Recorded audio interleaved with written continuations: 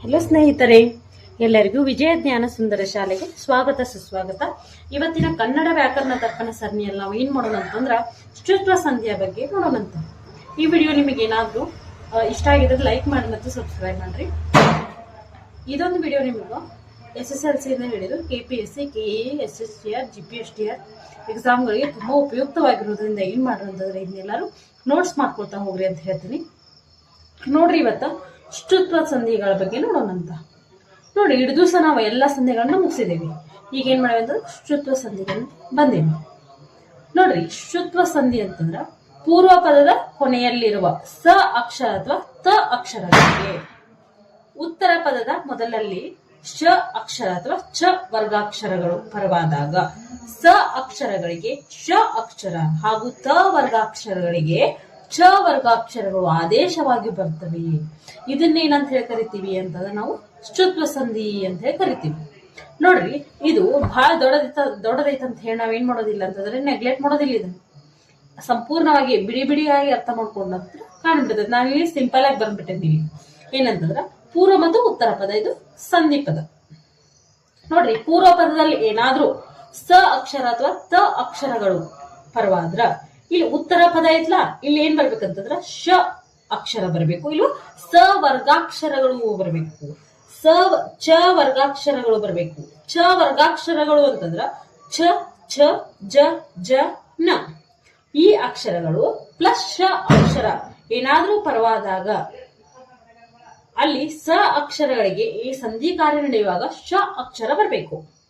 ಹಾಗೂ ತ ಅಕ್ಷರ ಪೂರ್ವದಲ್ಲಿ ಏನಾದ್ರೂ ಬಂದಿತ್ತಂತಂದ್ರ ಆ ವರ್ಗಾಕ್ಷರಗಳಿಗೆ ಏನ್ ಬರ್ಬೇಕಂತಂದ್ರ ಉತ್ತರ ಪದದಲ್ಲಿ ಚ ವರ್ಗಾಕ್ಷರಗಳು ಪರವಾಗಬೇಕು. ಇದಕ್ಕೆ ಏನಂತ ಹೇಳಿ ಕರಿತೀವಿ ನಾವು ಶುತ್ವ ಸಂಧಿ ಅಂತ ಹೇಳಿ ಕರಿತೀವಿ. ನೋಡ್ರಿ, ಇದು ಪೂರ್ವ ಪದ, ಇದು ಉತ್ತರ ಪದ, ಇದು ಸಂಧಿ ಪದ. ಇನ್ನೊಮ್ಮೆ ಹೇಳ್ತೀನಿ, ಪೂರ್ವ ಪದದಲ್ಲಿ ಏನಾದ್ರೂ ಸ ಮತ್ತು ತ ಅಕ್ಷರಗಳು ಪರವಾದ್ರ ಇಲ್ಲಿ ಸ ಉತ್ತರ ಪದದಲ್ಲಿ ಶ ಮತ್ತು ಛ ವರ್ಗಾಕ್ಷರಗಳು ಬರಬೇಕು.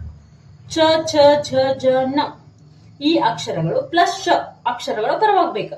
ಅಲ್ಲಿ ಸಂಧಿ ಕಾರ್ಯ ನಡೆಯುವಾಗ ಸ ಅಕ್ಷರದ ಪರವಾಗಿ ಏನ್ ಬರ್ಬೇಕಂತಂದ್ರ ಶ ಅಕ್ಷರ ಬರಬೇಕು. ಇದಕ್ಕೇನಂತ ಹೇಳಿ ಕರಿತೀವಿ ನಾವು ಶುತ್ವ ಸಂಧಿ ಅಂತ ಹೇಳಿ ಕರಿತೀವಿ. ಹಾಗೆ ನಾವೇನಾದ್ರೂ ತ ಅಕ್ಷರ ಬಂತಂದ್ರ ಅಲ್ಲಿ ಉತ್ತರ ಪದದಲ್ಲಿ ಛ ವರ್ಗಾಕ್ಷರಗಳು ನಮಗೆ ಎದುರಾಗ್ಬೇಕು ಉತ್ತರ ಪದದಲ್ಲಿ. ನಂತರ ತ ಅಕ್ಷರಗಳಿಗೆ ಸಂಧಿ ಕಾರ್ಯ ನಡೆಯುವಾಗ ಛ, ಛ, ಜ ಅಕ್ಷರಗಳು ಏನಾದ್ರೂ ಬಂತಂದ್ರ ಅದ್ ಯಾವ್ದೊಂದು ಸಂಧಿ ಅಂದ್ರ ಶುತ್ವ ಸಂಧಿ ಅಂತ ಹೇಳಿ ಕರಿತೀವಿ. ಈಗ ನಾವೇನ್ ಮಾಡೋಣ ಅಂತಂದ್ರೆ ಎಕ್ಸಾಂಪಲ್ ಮೂಲಕ ಇದನ್ನ ಏನ್ ಮಾಡೋಣ ಅಂದ್ರ ತಿಳ್ಕೊಳ್ಳೋಣ. ನೋಡ್ರಿ, ಎಕ್ಸಾಂಪಲ್ ಮೂಲಕ ನಾವು ತಿಳ್ಕೊಂಡು ಅಂತಂದ್ರ ಸಂಧಿ ನಮಗೆ ಏನಾಗ್ತದಂದ್ರ ಈಸಿ ಆಗ್ಬಿಡ್ತೈತಿ. ಒಂದೇದು ಏನಂತಂದ್ರ ಮನಸ್ ಪ್ಲಸ್ ಶುದ್ಧಿ, ಮನಃಶುದ್ಧಿ. ಇದು ಪೂರ್ವ ಪದ, ಇದು ಉತ್ತರ ಪದ, ಇದು ಸಂಧಿ ಪದ. ಗೊತ್ತಿರ್ತದೆ ನಮಗೆ. ಪೂರ್ವ ಪದದ ಕೊನೆಯ ಅಕ್ಷರದಲ್ಲಿ ಏನ್ ಬರ್ಬೇಕು? ಸ ಬರ್ಬೇಕು. ನಮ್ ರೂಲ್ಸ್ ಅದು. ಸ ಬಂತಂತಂದ್ರ ಉತ್ತರ ಪದದ ಮೊದಲನೇ ಅಕ್ಷರದಲ್ಲಿ ಶ ಬರ್ಬೇಕು. ಮನಃಶುದ್ಧಿ ಬಿಡಿಸಿ ಬರೆದ್ರ ಮನಸ್ ಪ್ಲಸ್ ಶುದ್ಧಿ, ಮನಃಶುದ್ಧಿ. ಪೂರ್ವ ಪದದಲ್ಲಿ ಸ ಅಕ್ಷರ ಬಂದೈತಿ, ಉತ್ತರ ಪದದಲ್ಲಿ ಶ ಅಕ್ಷರ ಬಂದೈತಿ. ಸ ಬಂತಂದ್ರ ಶ ಪ್ಲಸ್ ಛ, ಛ, ಝ, ಝ, ನ ಛ ವರ್ಗಾಕ್ಷರಗಳು ಪರವಾಗಬೇಕು. ಅಲ್ಲಿ ಸಂಧಿ ಕಾರ್ಯ ನಡೆಯುವಾಗ ಸ ಪರವಾಗಿ ಶ ಬರ್ಬೇಕಂತ. ಮನಸ್ ಇದ್ದಿದ್ದು ಮನಃಶುದ್ಧಿ ಆಗೈತೆ, ಮನಸ್ಸಾಗೈತೆ. ನೋಡ್ರಿ, ಮನಃಶುದ್ಧಿ, ಮನಸ್ ಪ್ಲಸ್ ಶುದ್ಧಿ ಇದ್ದಿದ್ದು ಮನಃಶುದ್ಧಿ ಆಗಿ ಶ ಅಕ್ಷರ ಬಂದೈತಿ. ಅದಕ್ಕೆ ನಾವೇನಂತ ಹೇಳಿ ಕರಿತೀವಿ ಅಂತಂದ್ರೆ ಶುತ್ವ ಸಂಧಿ ಅಂತ ಹೇಳಿ ಕರಿತೀವಿ. ಹಾಗೆ ಇದು ಮತ್ತೆ ಪೂರ್ವ ಪದ, ಇದು ಉತ್ತರ ಪದ. ಇದು ಎರಡನೇ ಎಕ್ಸಾಂಪಲ್. ಸತ್ ಪ್ಲಸ್ ಚಿತ್ರ, ಸಚ್ಚಿತ್ರ. ನೋಡ್ರಿ, ನಮ್ಮ ಶುತ್ವ ಸಂಧಿಯ ನಿಯಮ ಏನೈತಿ? ಇಲ್ಲಿ ಪೂರ್ವ ಪದದ ಕೊನೆ ಅಕ್ಷರದಲ್ಲಿ ತ ಅಕ್ಷರ ಏನಾದ್ರೂ ಬಂದಿತ್ತಂತಂದ್ರ ಅಲ್ಲಿ ಏನ್ ಬರ್ಬೇಕಂತ ಉತ್ತರ ಪದದ ಮೊದಲನೇ ಅಕ್ಷರದಲ್ಲಿ ಏನ್ ಬರ್ಬೇಕಂತ ಏತಲ್ಲೇ ಚ ಅಕ್ಷರ ಬರ್ಬೇಕು. ಉತ್ತರ ಪದದ ಮೊದಲನೇ ಅಕ್ಷರದಲ್ಲಿ ಏನ್ ಬರ್ಬೇಕು? ಚ ಅಕ್ಷರನೇ ಪರವಾಗಬೇಕು. ಸಂಧಿ ಕಾರ್ಯ ನಡೆಯುವಾಗ ತ ವರ್ಗಾಕ್ಷರಗಳಿಗೆ ಏನ್ ಬರ್ಬೇಕಂತಂದ್ರ ಛ ವರ್ಗಾಕ್ಷರಗಳು ಎದುರಾಗಿ ಬರ್ಬೇಕು. ಛ ವರ್ಗಾಕ್ಷರಗಳಂತಂದ್ರೆ ಏನು? ಛ, ಛ, ಜ, ಝ, ನ ಅಕ್ಷರಗಳು ಪರವಾಗಿ ಬರ್ಬೇಕು. ನಿಯಮ ನಮಗೆ ಈಸಿ ಆಗ್ಲಂತ ಹೇಳಿ ಏನ್ ಮಾಡ್ಯಾರ ಅವ್ರ ಛ ವರ್ಗಾಕ್ಷರ ಅಂತ ಹೇಳ್ಯಾರ. ಅಲ್ಲಿ ಛ ಅಥವಾ ಬರ್ಬೇಕು, ಚ ಬರ್ಬೇಕು, ಜ ಬರ್ಬೇಕು ಅಂತ ನಾ ಹೇಳಿದ್ದೀನಿ. ನೋಡ್ರಿ ಇನ್ನೊಂದು ನೋಡೋಣ ನಿಯಮ. ತ ಅಕ್ಷರಗಳಿಗೆ ಛ ಪರವಾದ್ರ ಅಲ್ಲಿ ಸಂಧಿ ಪದ ಆಗುವಾಗ ಛ ಛ ಜ ಬರ್ಬೇಕು. ನೋಡ್ರಿ ತ ಅಕ್ಷರಕ್ಕ ಛ ಪರವಾದ್ರ ಇಲ್ಲಿ ಏನ್ ಬಂದೈತಿ? ಛ ಬಂದೈತ್ಲ. ಸತ್ ಪ್ಲಸ್ ಚಿತ್ರ, ಸತ್ ಚಿತ್ರ. ಸತ್ ಇದ್ದಿದ್ದು ಸಚ್ ಆಗೈತಿ ನೋಡ್ರಿ. ಛ ಅಕ್ಷರ ಬಂದೈತಿಲ್ಲ ನಮ್ಗೆ. ಅದಕ್ಕಿದ್ ಯಾವ ಸಂಧಿ ಅಂತಂದ್ರ ಶುತ್ವ ಸಂಧಿ. ನಂತರ ಬೃಹತ್ ಛತ್ರ ಬಿಡಿಸಿ ಬರೆದ್ರ ಬೃಹತ್ ಪ್ಲಸ್ ಛತ್ರ, ಬೃಹತ್ ಛತ್ರ. ಇದು ಪೂರ್ವ ಪದ, ಇದು ಉತ್ತರ ಪದ. ಪೂರ್ವ ಪದದ ಕೊನೆಯಲ್ಲಿ ಅಕ್ಷರ ಯಾವ್ದು ಬಂದೈತಿ? ತ ಬಂದೈತಿ. ತ ಅಕ್ಷರಗಳಿಗೆ ಉತ್ತರ ಪದದಲ್ಲಿ ಚ ಅಕ್ಷರ ಪರವಾಗ್ಬೇಕು. ಚ ವರ್ಗಾಕ್ಷರಗಳು. ಚ ವರ್ಗಾಕ್ಷರಗಳು ಯಾವುವು? ಛ ಬಂದೈತ್ಲಾ ಇಲ್ಲಿ, ಛ. ನೋಡ್ರಿ ಛ ಛ ತ ವರ್ಗಾಕ್ಷರಗಳಿಗೆ ಛ ವರ್ಗಾಕ್ಷರಗಳು ಆದೇಶವಾಗಿ ಬರ್ತವೆ. ನಮ್ಮ ನಿಯಮ ಐತಿ ಅದಕ್ಕ. ಛ ಅಂತಂದ್ರ ಛ ವರ್ಗಾಕ್ಷರ ಅಂತಂದ್ರೆ ಛ ಛ ಝ ಝ ನ ಇವು. ಅದಕ್ಕ ಛ ಬಂದೈತಿ ನೋಡ್ರಿ, ಛ ಬಂದೈತಿ. ಆದ್ದರಿಂದ ಇಲ್ಲಿ ಸಂಧಿ ಕಾರ್ಯ ನಡೆಯುವಾಗ ತ ಅಕ್ಷರಕ್ಕೆ ಛ ಅಕ್ಷರ ಪರವಾಗಿ ಸಂಧಿ ಕಾರ್ಯ ನಡೆಯುವಾಗ ಇಲ್ಲಿ ಬೃಹತ್ ಇದ್ದ ಜಾಗದಲ್ಲಿ ಬೃಹತ್ ಛ ವರ್ಗಾಕ್ಷರ ಬರ್ಬೇಕಿಲ್ಲಿ. ಛ ರ ಬರ್ಬೇಕು, ಛ ರ ಬರ್ಬೇಕು, ಝ ರ ಬರ್ಬೇಕು. ನೋಡ್ರಿ ನಮಗ್ ಬಂದೈತ್ಲ ಛ.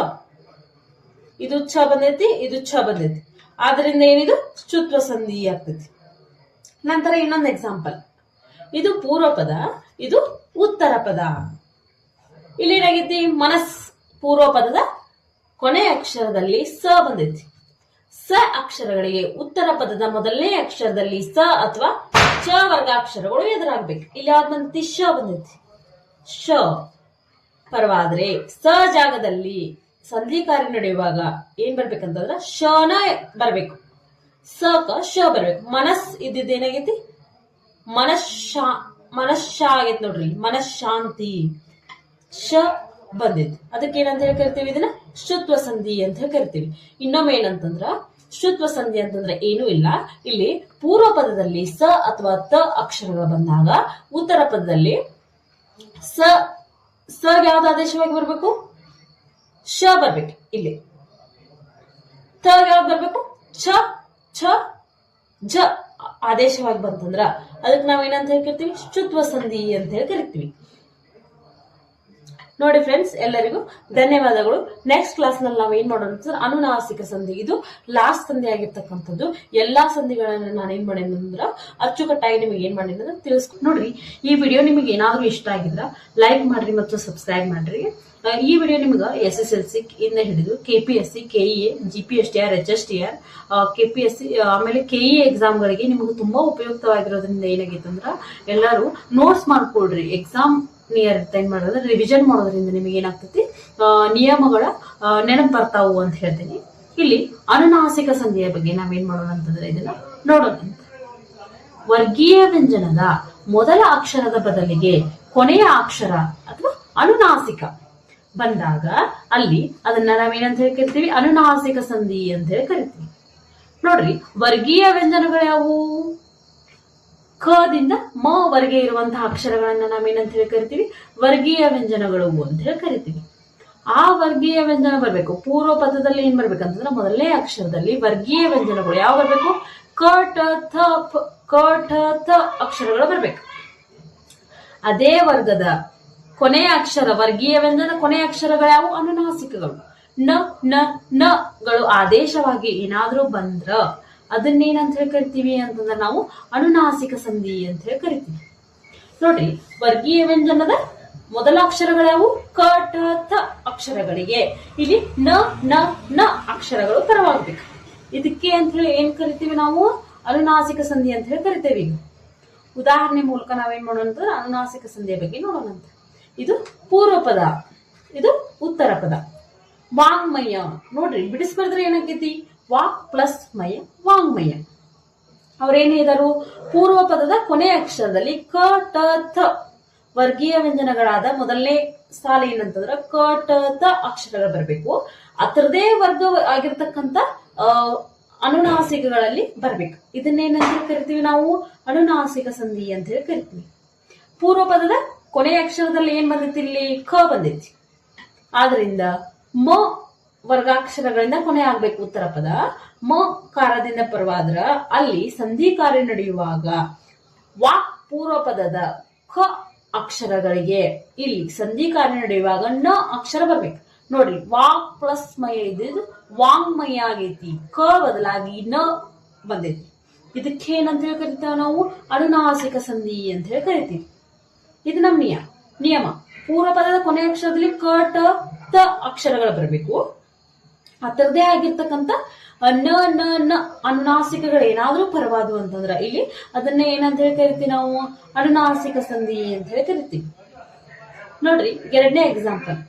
ಇದು ಪೂರ್ವ ಪದ, ಇದು ಉತ್ತರ ಪದ. ಪೂರ್ವ ಪದದ ಕೊನೆ ಅಕ್ಷರದಲ್ಲಿ ಏನೈತಿ? ಠ ಐತಿ.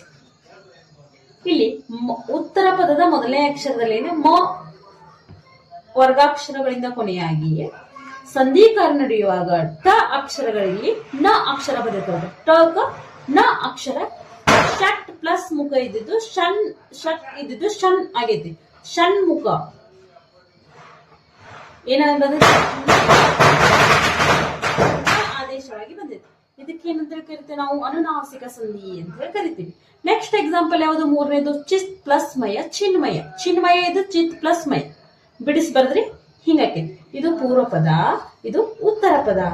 ಪೂರ್ವ ಪದದ ಕೊನೆ ಅಕ್ಷರದಲ್ಲಿ ಏನೈತಿ? ಥ ಐತಿ. ತ ಅಕ್ಷರಗಳಿಗೆ ವರ್ಗೀಯ ವ್ಯಂಜನ ಆಗದ ಅನುನಾಸಿಕ ಯಾವುದು? ನ. ಮ ಕಾರದಿಂದ ಉತ್ತರ ಪದ ಕೊನೆಗೊಂಡು ಇಲ್ಲಿ ಸಂಧಿ ಕಾರ್ಯ ನಡೆಯುವಾಗ ತ ಏನ್ ಬರ್ಬೇಕು? ನ ಬರ್ಬೇಕು. ನೋಡ್ರಿ, ನ ಬಂದೈತಿ. ಚಿತ್ ಪ್ಲಸ್ ಮಯ ಇದ್ದಿದ್ದು ಚಿನ್ಮಯ ಆಗೈತಿ. ಚಿತ್ ಚಿನ್ ಬಂದೈತಿ. ನೋಡ್ರಿ, ಅದೇ ಅನುನಾಸಿಕ ಸಂಧಿ ಅಂತ ಹೇಳಿ ಕರಿತೀವಿ. ಎಲ್ಲರಿಗೂ ಧನ್ಯವಾದಗಳು. ನೆಕ್ಸ್ಟ್ ಕ್ಲಾಸ್ ನಲ್ಲಿ ಇನ್ನೊಂದು ಕಾನ್ಸೆಪ್ಟ್ ಜೊತೆ ನಿಮ್ಮೊಂದಿಗೆ ನಾ ಇರ್ತೇನೆ ಅಂತ ಹೇಳ್ತೀನಿ. ಎಲ್ಲರಿಗೂ ಧನ್ಯವಾದಗಳು.